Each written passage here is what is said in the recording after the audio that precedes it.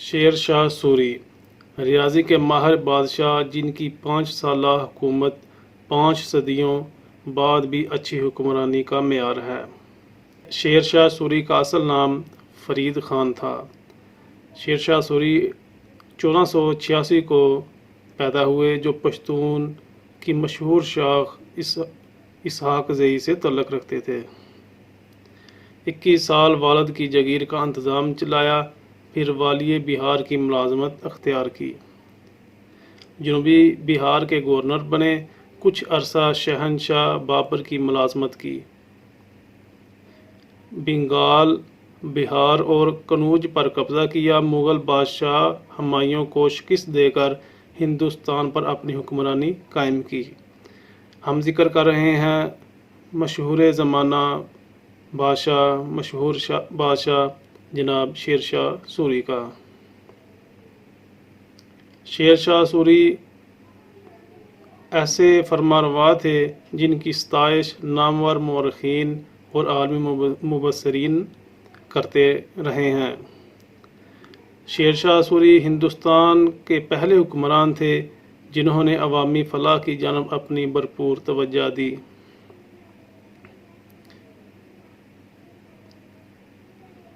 اور ایسے کارنامے انجام دیے جو تاریخ کی کتابوں میں سنہرے حروف میں لکھے گئے ہیں۔ ان کے نقوش آج تک موجود ہیں۔ انہی شیر شاہ سوری پر ایک مضمون لکھا گیا ہے جو ہم آپ کے سامنے پڑھتے ہیں۔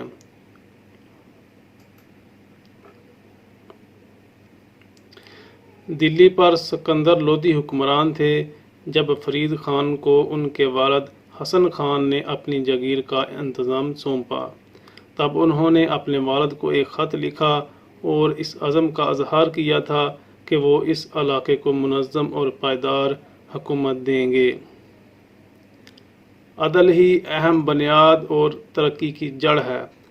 ناانصافی حکومت کی بنیادوں کو کمزور کر کے قوم کو برباد کر دیتی ہے۔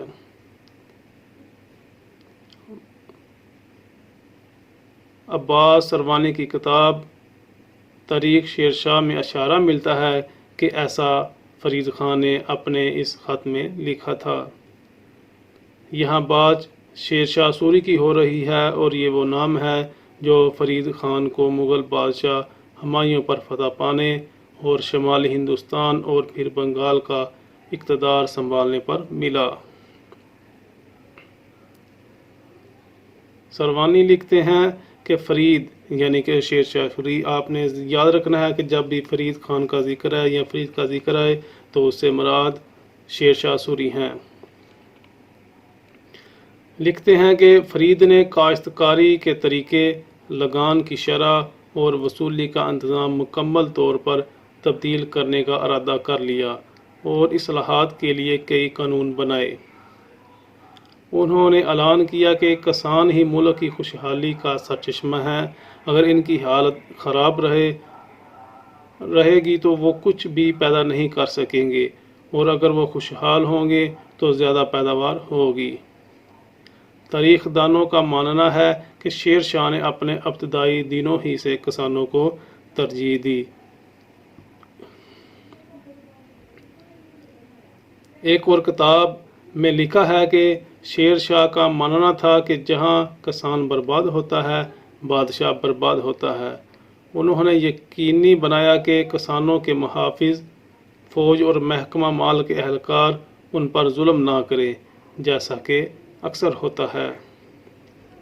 انہوں نے کاہل اور بدعنوان اہلکاروں کو ختم کر دیا، جنہوں نے ایک ہاتھ سے حکومت اور دوسرے ہاتھ سے کسانوں کو لوٹا۔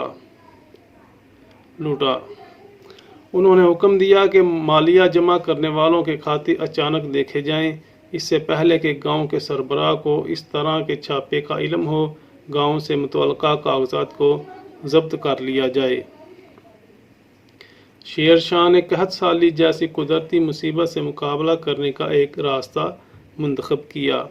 وہ کسانوں سے 1 بیگھہ زمین پر 2.5 سیر اناج وصول کرتے تھے تاکہ کسی بھی مصیبت سے بآسانی مقابلہ کیا جا سکے۔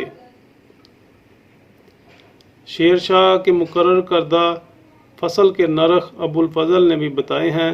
وہ بتاتے ہیں کہ سوری ہندوستان کو محصولات کے انتظام کو ضبط کے تحت لائے، یعنی کہ ایک اصول کے تحت رائے یعنی کہ فصل کے نرخ اور زمینوں کے لیے رائے یعنی کہ فصل کے نرخ ان زمینوں کے لیے مقرر کیے گئے جو پولاج یعنی کہ مسلسل کاشت کے تحت یا پراوتی یعنی بہت کم غیر کاشت شدہ تھیں۔ یہ نرخ پیداوار کی مقدار پر منحصر 3 شرحوں پر مبنی تھی: اچھی، اوسط یا کم۔ ان کی اوسط پیداوار کی عام شرح قرار پاتی اور اس رقم کا 1/3 ٹیکس مقرر کیا جاتا۔ ٹیکس کی تشخیص کے وقت نرمی دکھائی گئی، لیکن وصولی کے وقت کسی قسم کی رعایت کی اجازت نہیں دی گئی۔ محفوظ سفر۔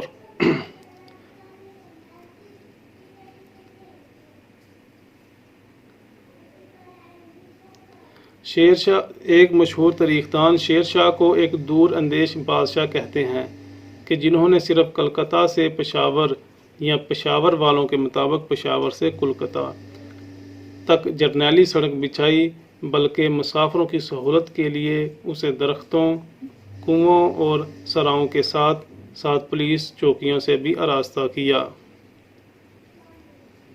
یہ طویل راستہ اپنے 5 سال کے مختصر دور حکومت کے دوران مکمل کرنا ان کے تدبر اور انتظامی مہارت کی ایک مثال ہے۔ یہاں تک کہ انگریزوں نے ایک مربوط ملک گیر رابطہ قائم کرنے کے لیے گرینڈ ٹرنک یعنی کہ جی ٹی روڈ کا استعمال کیا۔ تقریباً 1700 سرائے بنوائے اور ودایا بھاسکر کے مطابق ہر سرائے میں ہندوؤں اور مسلمانوں کے لیے قیام و طعام کے الگ الگ انتظامات تھے۔ ہر مسافر کو سرکار کی جانب سے کھانا وغیرہ مفت ملتا تھا۔ مسافر خانوں کے ارد گرد لوگوں کی آبادی بس گئی، یعنی آباد ہو گئی تھی۔ کسان اپنا اناج فروخت کرنے وہاں آیا کرتے تھے۔ ایک اور تاریخ کی کتاب میں لکھا ہے کہ شیر شاہ کے دور حکومت میں مسافر ویرانے میں بھی رکنے سے نہیں ڈرتے تھے۔ شیر شاہ کے دور حکومت میں مسافر ویرانے میں بھی رکنے سے نہیں ڈرتے تھے۔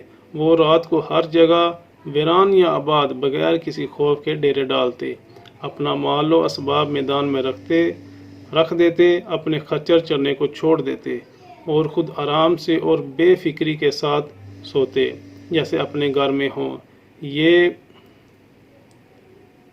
اور زمیندار یعنی کہ جو علاقے کا حاکم تھا، جگیردار، زمیندار، اس خوف سے کہ مسافروں کو کوئی نقصان نہ پہنچے اور اس وجہ سے انہیں تکلیف ہو یا گرفتار کر لیا جائے، ان پر نظر رکھتے۔ جو علاقے کے جو زمیندار ہوتے تھے وہ مسافروں پر نظر رکھتے تھے۔ حکام کو ان کے علاقوں میں ہونے والے جرائم کا حساب دینا پڑتا اور وہ متاثرین کو معاوضہ دینے کے لیے ذاتی طور پر پابند تھے۔ عباس خان سروانی بتاتے ہیں کہ گاؤں کے مقدم یعنی کہ سربراہ کے فرائض گاؤں کے مالیات کے انتظام سے بہت بڑھ کر تھے۔ ان کے گاؤں کے اندر یا اس کے آس پاس ہونے والے کسی بھی جرم کے لیے اسے جوابدہ ٹھہرایا جاتا۔ مسافروں کی چوری یا قتل کے معاملات میں وہ مجرموں اور چوری شدہ سامان کو پیش کرنے کے پابند تھے۔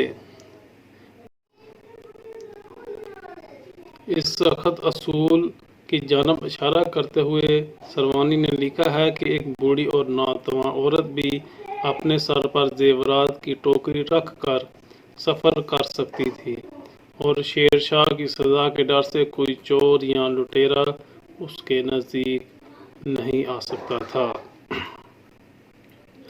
عرفان حبیب اسے امن و امان برقرار رکھنے کا ایک خردار اور تیار نظام قرار دیتے ہیں، جسے مغلوں نے جاری رکھا۔ شیر شاہ مکمل طور پر عملیت پسند تھے۔ سلطنت کے مختلف صوبوں کے درمیان آزاد تجارت کا آغاز ہوا، جیسا کہ ارالی ہمیں بتاتے ہیں کہ امن و سلامتی کے ساتھ خوشحالی آئی۔ وہ پیسے کے باپ کے طور پر مشہور تھے اور ریاضی کے ماہر تھے۔ پہلے اپنے والد کی جاگیر دیکھنے میں اور پھر سلطنت کے انتظام میں کوڑی کوڑی پر نگاہ رکھتے تھے۔ انہوں نے سکوں کے نظام کو بہتر بنایا۔ ان کا چاندی کا روپیہ ان کے بعد صدیوں تک ایک معیاری سکے کے طور پر جاری رہا۔ ڈاکٹر نشاد منظر لکھتے ہیں کہ سونے، چاندی اور تانبے کے سکے بنائے۔ 167 گرام سونے کے سکوں کو اشرفی کہا جاتا تھا اور چاندی کا سکہ 175 گرام کا ہوتا تھا، اسے روپیہ کہا جاتا تھا۔ یہی نہیں، 322 گرام کے تانبے کے سکے بھی اسی زمانے میں شروع ہوئے، جنہیں دام کہا جاتا تھا۔ شیر شاہ کے زمانے میں ایک روپیہ 64 دام کے برابر ہوتا تھا۔ شیر شاہ نے مؤثر اور دیانتدار انتظامیہ کو برقرار رکھا، جبکہ عادی، بدتمیز اور بار بار جرم کرنے والے حکام کو مثالی سزائیں دی گئیں۔ جعلی بھرتیوں اور تنخواہوں کا خاتمہ۔ داغ و چہرہ کا نظام لاگو کیا گیا، جس میں گھوڑوں کو داغ کر اور فوجیوں کی شناختی فہرست بنا کر جعلی ادائیگیوں کی روک تھام کی گئی۔ اس سے جعلی بھرتیاں کرنے والے حکام کی بدعنوانی کی روک تھام اور فوج کی کارکردگی بہتر ہوئی۔ جب بھی ممکن ہوا شیر شاہ نے ذاتی طور پر داغ و چہرہ کی نگرانی کی، یعنی کہ داغ و چہرہ سے مراد گھوڑوں کو نشان وغیرہ لگائے جاتے اور جو فوجی تھے ان کی شناخت کی ایک لسٹ تیار کی جاتی تاکہ کوئی جعلی طریقے سے تنخواہ وغیرہ وصول نہ کرے۔ ایک دفعہ ایک شخص نے دھوکے سے سپاہیوں کی حاضری سے گزرنے کی کوشش کی۔ وہ ان متعدد لوگوں میں سے ایک تھا جنہیں ایک رئیس نے جعلی طور پر بھرتی کر رکھا تھا۔ بادشاہ کو سپاہی کی چالاکی سے شک گزرا، دریافت کیا کہ اسے کہاں اور کس نے بھرتی کیا۔ سپاہی نے جھوٹ بولا کہ بادشاہ نے اسے خود مانک پور میں بھرتی کیا تھا۔ اسے شاید علم نہیں تھا کہ افسران تفصیلی ریکارڈ رکھتے ہیں، اس لیے مانک پور بھرتی کی تفصیلات بھی در حقیقت دستیاب ہیں۔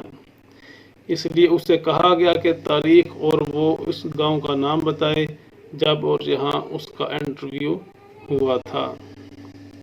ظاہر ہے وہ ناکام ہوا اور بادشاہ سے معافی کی درخواست کی۔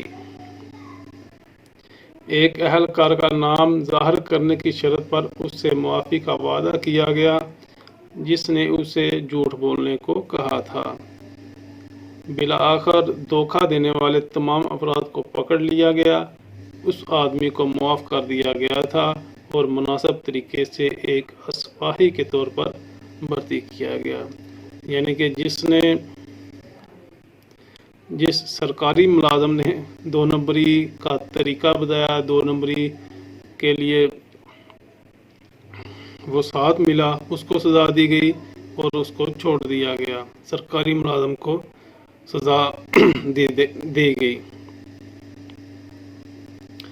دھوکہ اس مفروضے پر دیا گیا تھا کہ بادشاہ کے مانک پور کے معائنے کو 2 سال گزر چکے ہیں، اس لیے حوالے کی تفصیلات دستیاب نہیں ہوں گی۔ تاہم ریکارڈ بھی برقرار تھا اور اس کی فارسی اور ہندوی میں نقلیں بھی، ان کے 2 زبانوں میں نقلیں بھی موجود تھی اس ریکارڈ کی۔ ایک دورے کے دوران شیر شاہ نے دیکھا کہ ایک سوار واضح طور پر بے چین نظر آ رہا تھا۔ انہوں نے اس آدمی کو گھوڑے سے اترنے کو کہا حکم سے پریشان ہو کر وہ آدمی عجیب طرح سے گر پڑا۔ بادشاہ نے پوچھا کہ وہ سپاہی ہے یا صرف گھوڑے پالنے والا، کیونکہ لگتا تھا کہ وہ سواری میں ماہر نہیں۔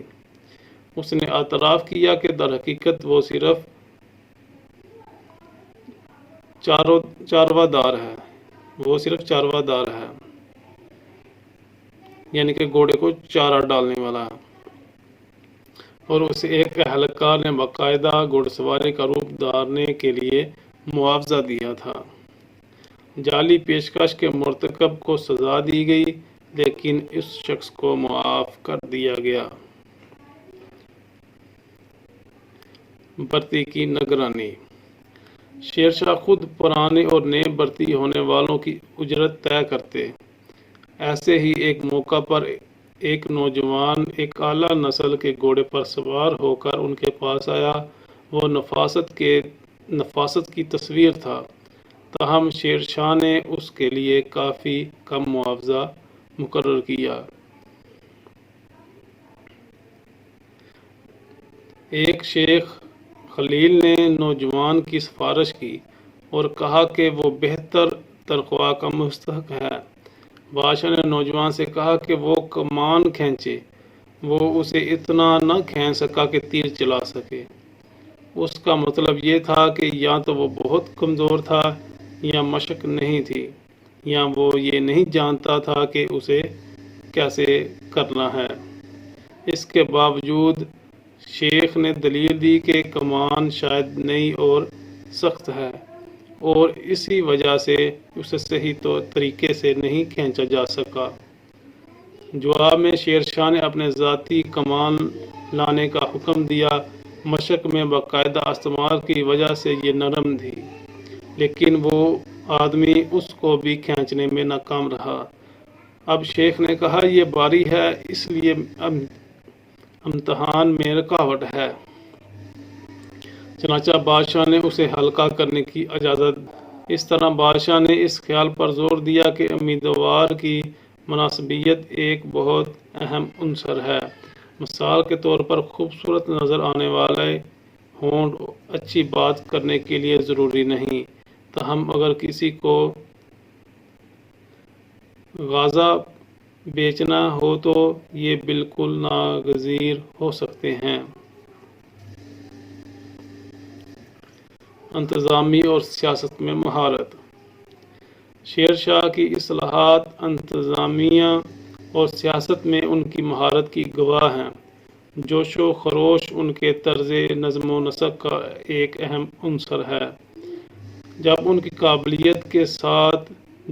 قابلیت کے ساتھ مل کر توانائی پیدا کرتا تھا۔ مثبت توانائی۔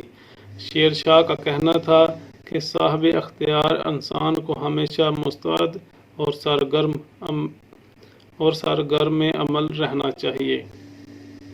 کارکنوں یعنی کہ کلرکوں، چہرہ داروں یعنی کہ تفصیلی فہرستوں کی دیکھ بھال کرنے والے، اور اسب خانہ دار یعنی کہ استبل کے انچارج، فیل دار یعنی کہ ہاتھیوں کے انچارج، خزانہ دار یعنی کہ خزانچی جیسے اہلکاروں کا سامان، تفنگدار اسلحہ کے منتظم، کوتوال امن و امان کے افسر، شکدار انتظامیہ کی ایک یونٹ کا انچارج افسر، اور منصف یعنی کہ انتظامیہ کی ایک یونٹ کا جج وغیرہ کے عہدے اچھے انتظام و انصرام کے لیے قائم کیے گئے۔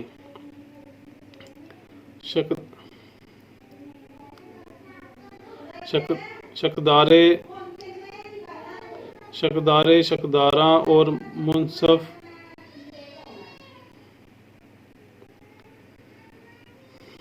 شکداراں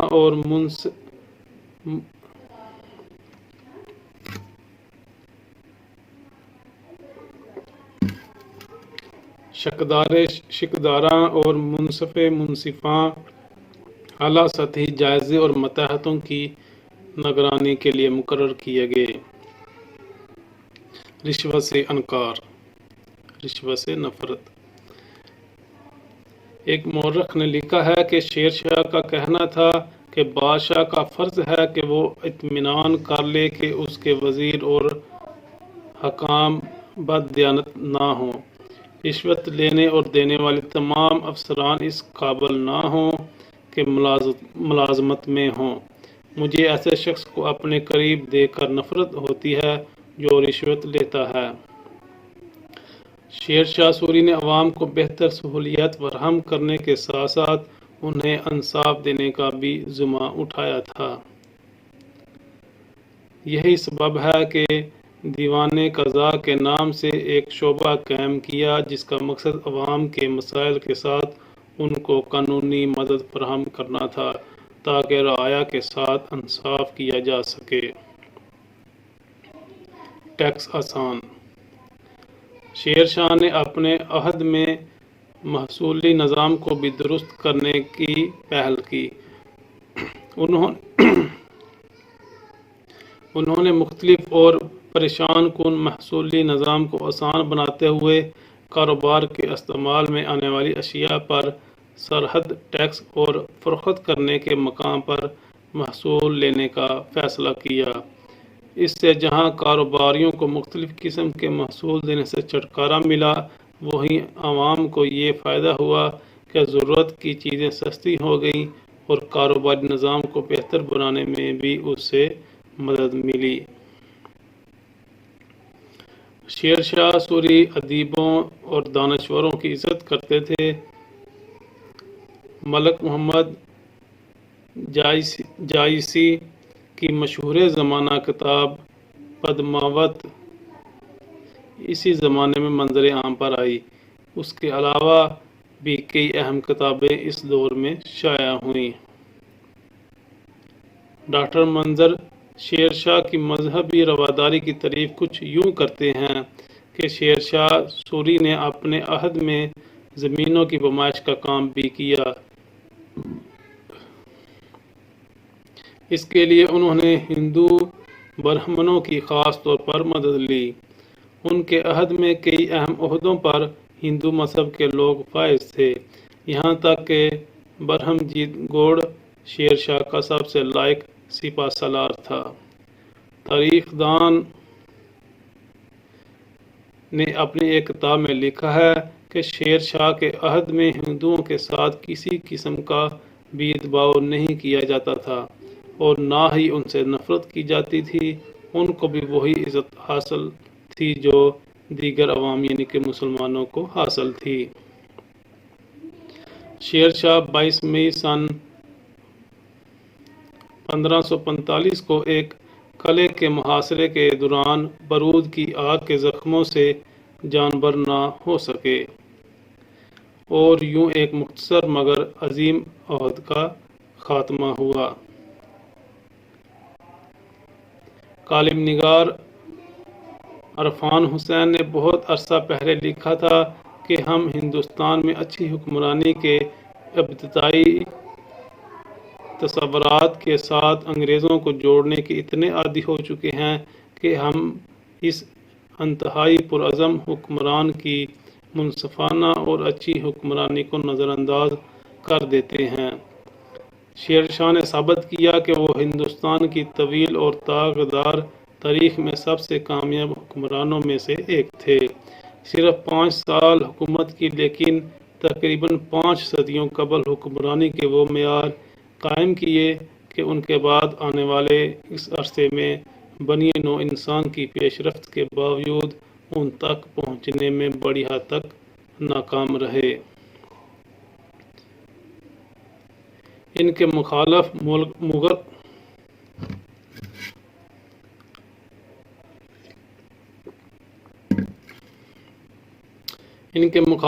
مغل بادشاہ ہمایوں انہیں استاد بادشاہاں یا بادشاہوں کے استاد کہتے تھے۔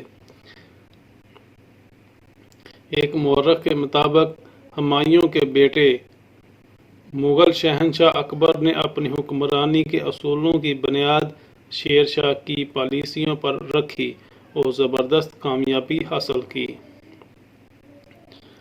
اپنی کتاب اگر تاریخ نے ہمیں کچھ سکھایا میں فرحت نسرین لکھتی ہیں کہ اگرچہ شیر شاہ کا دور حکومت چند سال ہی رہا، لیکن ہندوستان کے انتظامی نظام پر اس کا اثر دیر پا تھا۔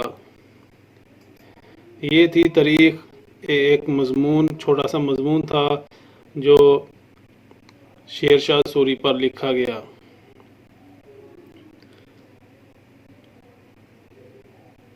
آپ کو یہ مضمون کیسا لگا؟ تحریر کیسی لگی؟ شیر شاہ سوری کے بارے میں اس کی ہسٹری کیسی لگی؟ اس کے بارے شیر شاہ کے بارے میں اپنی رائے کمنٹ میں لازمی لکھیں۔ بہت شکریہ۔